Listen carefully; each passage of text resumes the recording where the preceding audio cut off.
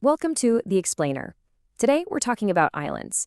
And yeah, they seem pretty simple, right? Just pieces of land surrounded by water. But behind that simple idea, oh man, there are these incredible stories of massive geological forces, really unique evolutionary journeys, and now a fascinating story of human creation and destruction. So let's just start with this one fundamental question. When you look at a map and you see an island, do you ever stop and think, how did that get there? Was it always there? Did it just pop up out of the sea? Well, the short answer is not even close. Okay, so the basic definition is super simple, right? It's something we all learn in grade school. But that simple sentence, it kind of hides all the really cool stuff. The real story isn't about what an island is, but how it came to be. Broadly speaking, every single island on the planet can be sorted into one of these two big buckets.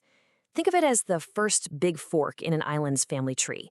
Was it a piece that broke off something bigger, or did it literally build itself up from nothing, right in the middle of the ocean? All right, let's tackle that first category, the continental islands.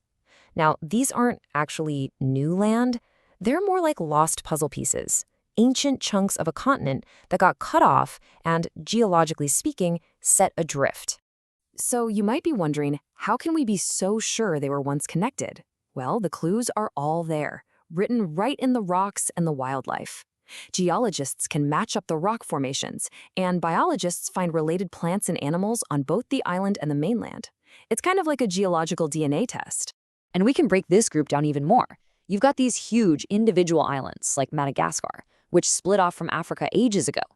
Then you have archipelagos, which are just groups of islands, like the British Isles. And then you get these beautiful festoons, or island arcs.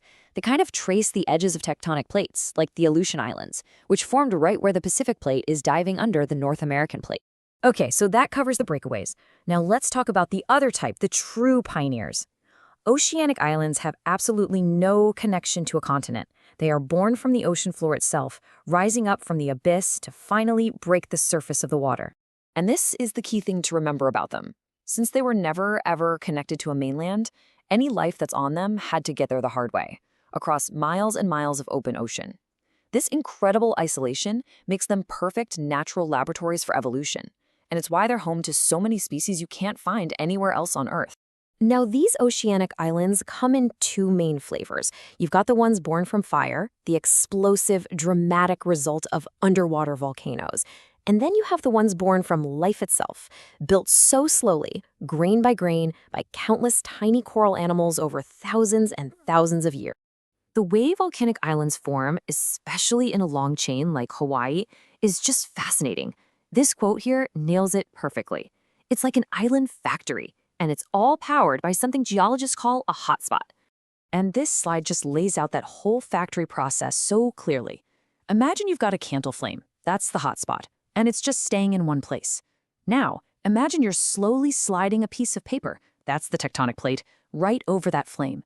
You'd get a whole series of little burn marks, right? That's exactly how the Hawaiian Islands formed. And you can see it in the islands themselves. Kauai, way out to the northwest, is over 5 million years old and all worn down, while the Big Island in the southeast is still volcanically active. It's wild.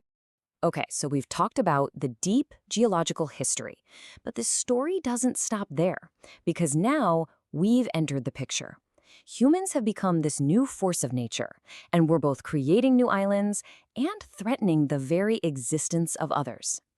I mean, people have been building out into the water for a long, long time, but what we can do now with modern technology, it's on a whole other level. We can now build enormous, complex islands completely from scratch, right in the middle of the ocean. And wow, there is probably no more famous example of this than the Palm Islands in Dubai. I mean, look at that. That's not just building an island. That's sculpture. It's a massive feat of engineering that you can literally see from space. But, and this is a huge but, there's a really sharp irony here. At the exact same time we're showing off how we can build land, our other actions are causing sea levels to rise, threatening to completely swallow many beautiful, low-lying natural islands. This led to one of the most powerful protests I think I've ever seen. Back in 2009, the entire government of the Maldives held a cabinet meeting on the ocean floor. It wasn't a stunt. It was, as they put it, a desperate, symbolic cry for help to show the whole world the very real existential threat that they're facing. So, we know how they're made, and we know they're in trouble. But why should this matter to all of us, especially if you don't live on an island? Well, it turns out these little dots on the map are unbelievably important for the entire planet. First off, just look at the human side of it. 600 million people. That's not a small number. That is a huge chunk of the world's population with their own unique cultures, economies, and ways of life that are all completely tied to their island homes. And then there's the biodiversity. I mean, these numbers are just staggering.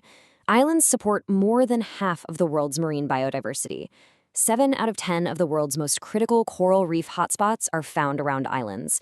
They are absolute biological treasures, just jam-packed with a stunning concentration of life. But here's the flip side. All that unique life that evolved in total isolation, well, it's incredibly fragile. Because these ecosystems developed all on their own, they're extremely vulnerable to change. It's heartbreaking, really, but nearly 2/3 of all extinctions that we've recorded have happened on islands. And for the people who live there, the value is just everything. We're talking about the absolute fundamentals for life and society, from food and fresh water, to medicine and fuel, to economic stability and a deep, profound cultural and spiritual value. Their health is directly tied to the well-being of millions. So all of this leaves us with a really big, kind of heavy question. In a world where we can create an island with one hand and threaten one with the other, what's next for them? You know, the fate of these incredible, fragile, and vital places, it isn't just a mirror for our own future. It's a preview.